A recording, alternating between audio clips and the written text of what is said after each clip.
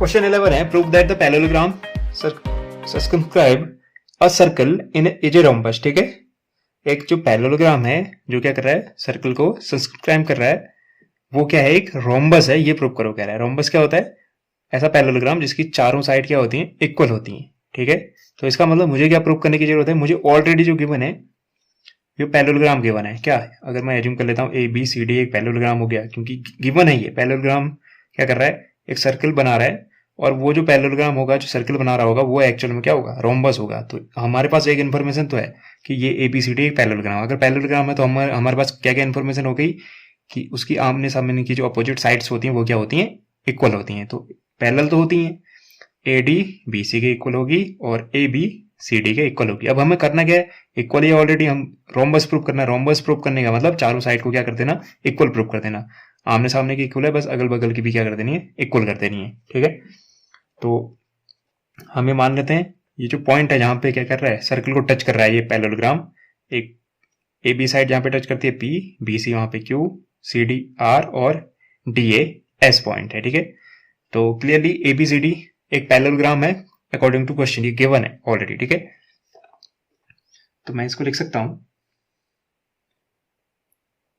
Given A B C D क्या है, एक पैरेललोग्राम है। A B C D is a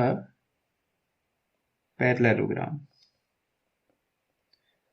parallelogram है तो क्या क्या इन्फॉर्मेशन मिल गई कि भैया जो आमने सामने की साइड हैं वो आपस में इक्वल होगी। ए बी के सामने सी डी और बी सी के सामने ए डी क्या होंगी, आपस में इक्वल होंगी, पहली चीज।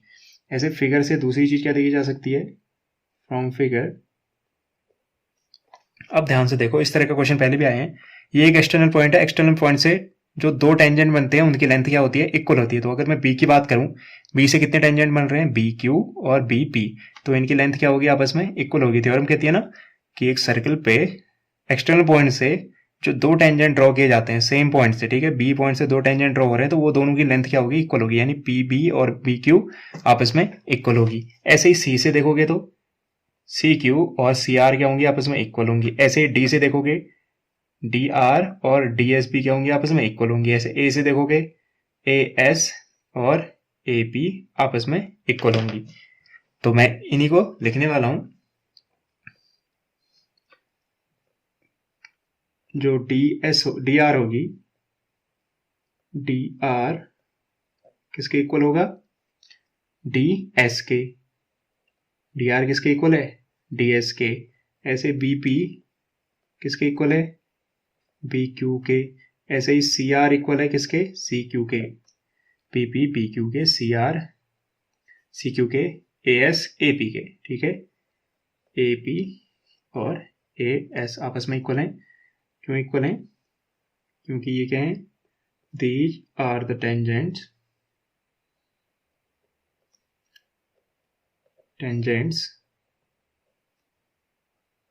To the circle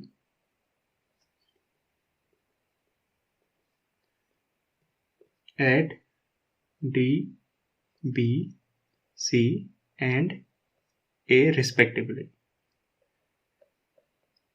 in points से क्या है, ये टेंजेंट है, इसलिए ये आपस में इक्वल है।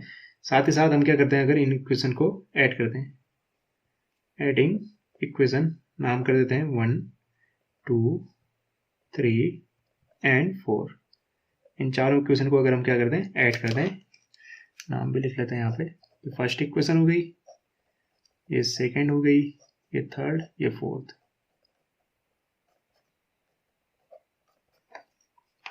इनको इक्वल कर देते हैं, ऐड कर देते हैं, तो आरएचएस पार्ट आरएचएस में और left hand part left hand में ऐड हो जाएगा। तो ये आपस में इक्वल हो जाएंगे, यानी इसको लिखा जा सकता है D R plus B P, D R plus B P plus C R plus A P is equal to D S plus B Q plus C Q plus A S. ठीक है, अब हमें कॉम्बिनेशन देखने होंगे। ठीक है, तो D R और बी पी ऐड हो गए, डी आर इधर है और बी पी इधर है, इन दोनों को ऐड हो गए ना, कुछ नहीं मिलने वाला। तो बी पी के साथ क्या ऐड होना चाहिए, ए पी। तो बी पी और ए पी का एक कॉम्बिनेशन बनाओ और डी आर और सी आर का, डी आर और सी आर का, तो सी डी बनेगा, बी पी और ए पी का ए बी बनेगा। ठीक है, इस तरह यहाँ पे कॉम्बिनेशन बन सकता है डी एस का AS के साथ, BQ का CQ के साथ।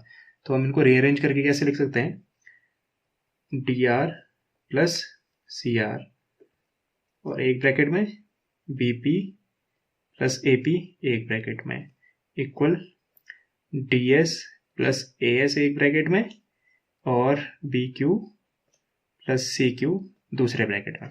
ठीक है, अब क्लियरली दिख रहा है हमको। DR और CR जब ऐड होंगे क्या बनेगा, CD, ये बनेगा CD, ये क्या बनेगा, BP और AP, AB और ऐसे ही SS हटा दो, सीधे DA बन जाएगा। कॉमन पार्ट हटा दो, ऐसे QQ हटा दोगे, BC बन जाएगा। ठीक है, अब इसका इस्तेमाल करो इस पार्ट का। ठीक है, AB किसके इक्वल है, CD के। तो हम क्या कर सकते हैं, CD की जगह क्या लिख सकते हैं, AB लिख सकते हैं। CD की जगह AB लिख दिया, यहाँ से पैरेललोग्राम की साइड क्या होती है, आपस में इक्वल होती है, तो CD की जगह AB लिख दिया और एक AB ऑलरेडी था। ऐसे ही DA किसके इक्वल है, BC के। तो मैं DA के इक्वल क्या लिख दूंगा, DA के बदले क्या लिख दूंगा, BC, और एक BC तो ऑलरेडी है। क्लियरली यहाँ मेरे पास 2AB बन रहा है और यहाँ बन रहा है 2BC। तो 2 से 2 कैंसिल आउट हो जाएगा, ये जो बन रहा है 2 से 2 कैंसिल आउट हो जाएगा। क्लियरली यहाँ भी मल्टीप्लाई में, यहाँ भी मल्टीप्लाई में कैंसिल आउट हो जाता है। ठीक है, या फिर ऐसे एज्यूम कर लो अगर आपको नहीं समझ में आता, तो 2 यहाँ मल्टीप्लाई में, इधर जाके डिवाइड में, 2 से 2 कैंसिल आउट। तो अब मुझे क्लियरली क्या मिला यहाँ से, मुझे ये मिला कि भैया AB ना BC के इक्वल है।